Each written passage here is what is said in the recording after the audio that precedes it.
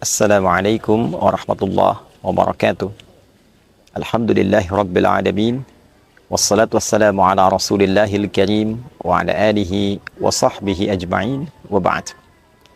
Saudara-saudariku, as-saimin was-saimat, khususnya yang tengah menunaikan ibadah siam Ramadan dimanapun berada, alhamdulillah kita sangat bersyukur pada Allah Subhanahu wa ta'ala yang telah memberikan kesempatan yang begitu istimewa bagi kita untuk menjalani kehidupan sampai dengan detik yang mengantarkan pada penghujung Ramadan 1445 Hijrah ini.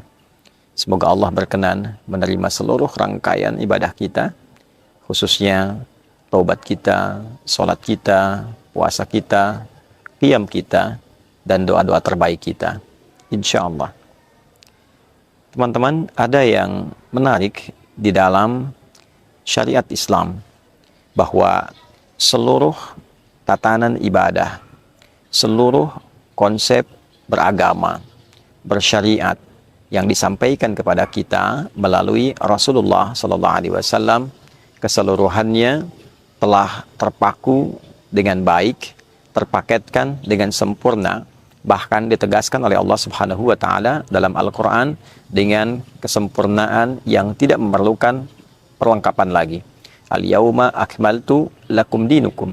Demikian Allah menegaskan dalam Al-Quran, pada detik ini telah aku sempurnakan untukmu semua terkait dengan pedoman berkehidupan yang ditunjukkan oleh agamamu.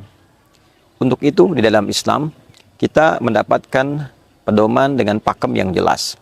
Baik itu terkait dengan ibadah ritual, sholat, dari mulai waktunya, bahkan cara menunaikannya, tidak ada satupun yang berbeda dari sejak itu disyariatkan sampai detik ini, sampai kapanpun kita kembali kepada Allah Subhanahu wa ta'ala.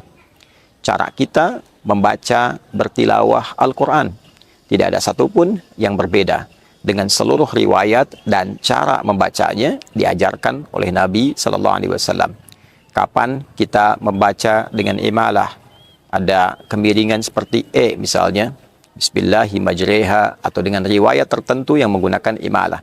Kapan kita membaca panjang, kapan kita membaca pendek, kapan kita bisa berhenti, semuanya diajarkan dengan jelas sehingga kita mendapati pakem yang selaras dan sempurna dari mulai timur ke barat, dari mulai tatanan benua dari manapun, Asia, Afrika, Eropa, Amerika, dan yang lainnya, semua memiliki satu kesamaan, keseragaman dalam interaksi dengan Al-Quran. Menariknya, penjagaan terhadap seluruh tata cara beribadah itu, baik itu yang ritual sifatnya, ataupun yang memiliki dampak-dampak sosial, seperti zakat, kapan dikeluarkan, kepada siapa dikeluarkan, berapa batasan yang harus dikeluarkan. Semua memiliki ketentuan-ketentuan yang pasti dengan pakem yang sangat sempurna. Yang dengan itu kemudian Islam terjaga. Ibadahnya begitu orisinil. Bahkan giat kita pun dari mulai bangun tidur sampai dengan tidur kembali memiliki aturan-aturan yang sangat jelas. Ada ruang-ruang untuk kita berkreasi, berekspresi dalam urusan dunia. Tapi panduan-panduan yang mengatur itu dan menjadikan itu menjadi ibadah terukur dengan sempurna, teriwayatkan dari mulai penyampai aslinya, penjelas bahkan pencontohnya yaitu Rasulullah SAW sampai kini setelah 15 abad, sampai kapanpun, bahkan sampai saat kita kembali kepada Allah Subhanahu wa ta'ala. Penjagaan dari semua ajaran itu yang selain menunjukkan kebenaran ajaran Islam, mustahil ada satu ajaran terjaga dengan sempurna dari kitabnya, dari tata cara ibadahnya, dari interaksinya, dari mulai diajarkan pertama, melintasi ruang, waktu, zaman yang berbeda, tantangan yang tidak sama, dan masih serupa, mustahil ada karya manusia. Itu menunjukkan kebenaran risalah Islam. Di saat yang sama, itu juga menunjukkan penjagaan terhadap kemurnian syariat ini, sehingga dicegah kemudian hari akan ada orang-orang yang dengan kreatif misalnya, mencampur adukan atau memasukkan dan mencoba untuk bisa misal menghadirkan hal-hal baru dalam beragama yang sesungguhnya sudah diatur dengan baik. Termasuk dalam penentuan awal Ramadan, dalam penentuan awal Idul Fitri ataupun Idul Adha, Masya Allah kita mendapatkan petunjuknya. kita mendapatkan ajarannya yang terjaga dari dulu sampai dengan kini. Penjagaan silsilah riwayat itulah yang disebut dengan isnad, atau disebut juga dengan sanad. Sesuatu yang terverifikasi, tersambung transmisinya dari mulai penyampai pertama yang mencontohkan, meneladani kepada kita semua, yaitu Rasulullah Sallallahu Alaihi Wasallam. Sosoknya ada, situsnya masih ada sampai sekarang, ajarannya masih ada dan terjaga sampai dengan kini. Itulah sanad. Ada komentar menarik dari seorang alim, allamah, seorang begawan pengetahuan di eranya, yaitu Al-Imam Muhammad Ibn Mubarak, saat beliau memberikan penilaian yang sangat luar biasa pada silsilah transmisi penjagaan syariat ini. Al-isnadu minad din, laula al-isnad laqala man syaa ma syaa. Isnad itu silsilah transmisi penjagaan riwayat sampai kini, sampai kapanpun, itu bagian yang sangat penting dan pokok minad din, dari agama, dari ad-din, dari Islam. Laulal isnad, bila tidak ada pola penjagaan seperti ini, laqala man syaa ma syaa. Tentu setiap orang bisa berkreativitas, ingin mengatakan apa yang dia kehendaki, tentang apa yang dia inginkan. Itulah yang menjadikan Islam begitu istimewa. Tidak ada orang kreatif menunaikan sholat subuh dari 2 menjadi 3 misalnya, atau dikurangi 1, atau dari takbir langsung sujud, bangkit lagi langsung ruku. Tidak ada. Semua teratur, semua terukur. Itulah sanad. Pun demikian ketika kita akan memasuki bulan suci Ramadan, ada aturannya. Diberikan 2 tata cara. Yang ingin mudah, yang bisa menjangkau di titik-titik yang bisa dilakukan, silahkan melihat, namanya ru'yat.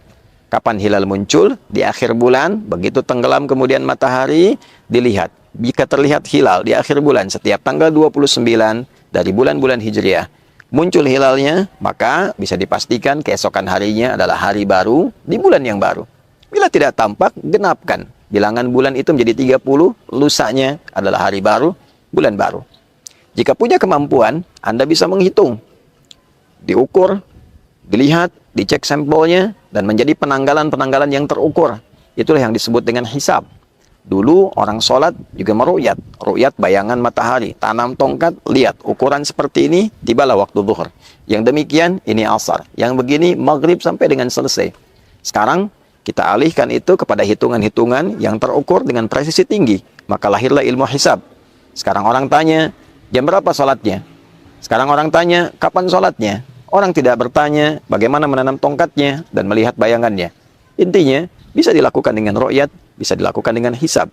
Dua-duanya dalilnya ada, ayat tentang itu juga ditemukan, hadis isyarat, bahkan praktek, itu semua juga bisa disaksikan. Praktek ru'yat ada, dan menunjuk kepada hisab pun isyaratnya kita temukan. Dua-duanya bisa dilakukan, dan keduanya menjaga kita konsisten dalam turunan syariat.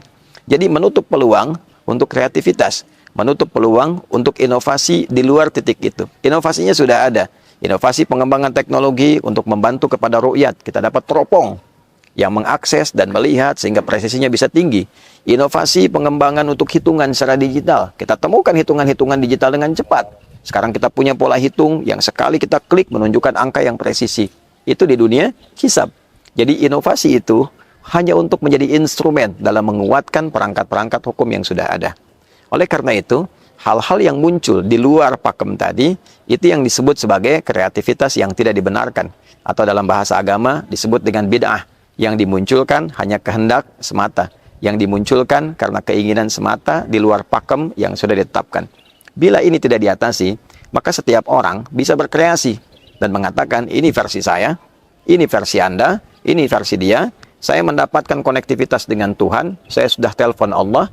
Nanti besok-besok ada yang mengatakan saya sudah WA dengan Allah. Besok-besok ada yang mengatakan saya chat dengan malaikat. Ini jadi problem. Karena itulah kemudian penting ada batasan, penting ada aturan untuk menunjukkan satu bagian dari kebenaran. Bukan perkara kita tidak perlu mencela. Kita dijamin oleh undang-undang. Betul. Pasal 29 ayat 2. Negara menjamin kemerdekaan tiap-tiap penduduk untuk memeluk agamanya masing-masing dan beribadah menurut agama dan kepercayaannya itu. Namun, dalam konteks beribadah, dalam konteks menghadirkan kepercayaan, tentu aturan negara juga presisi, spesifik. Untuk itulah ada Kementerian Agama yang mengatur, melihat, mendapatkan pola apa yang disebut dengan agama. Jangan sampai kemudian saya mengaku Islam, tapi nilai-nilai keislaman tidak dipraktikkan. Beda ketika ada agama baru dengan pola yang baru, tidak menggunakan nama yang serupa dengan yang lain, tentu itu keyakinan yang berbeda. Tapi ketika ada yang mengatakan, misal, saya adalah seorang muslim, tapi nabinya bukan Nabi Muhammad, ini problem. Saya seorang muslim, tapi cara ibadahnya bukan seperti pakem yang diajarkan dalam Islam, ini problem. Karena itulah, penting bagi kita untuk belajar kembali, kemudian penting bagi kita untuk mendapatkan rujukan-rujukan yang valid, yang dengan itu kita bukan hanya nyaman dalam beribadah, tapi juga benar. Sekali lagi, bukan perkara jangan saling mencela, jangan saling menyoal, jangan saling menyalahkan. Tidak ada yang perlu saling menyalahkan kalau tidak ada salah. Yang penting adalah saling kita mendalami, saling belajar. Kalau kaidahnya hanya diambil demikian, semua orang berkreativitas, lantas mengatakan kita dijamin oleh undang-undang, kita tidak boleh saling menyalahkan. Tentu semua orang nanti akan berkreasi, dan disitulah kemudian akan tiba kekacauan-kekacauan dalam beragama.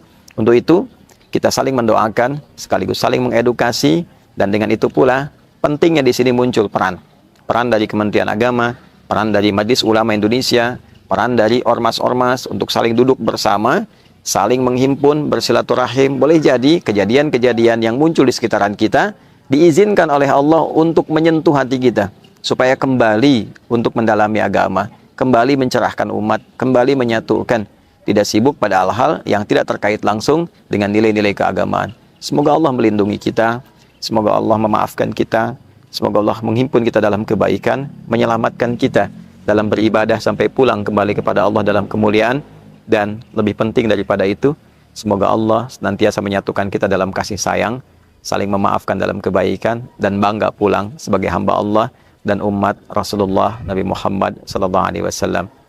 Rabbana atina fid dunya hasanah wa fil akhirati hasanah wa qina adzabannar. Allahumma hdina siratal mustaqim, siratal ladzina an'amta 'alaihim ghairil maghdubi 'alaihim waladdallin. Wa akhiru da'wana alhamdulillahi rabbil alamin. Assalamualaikum warahmatullahi wabarakatuh.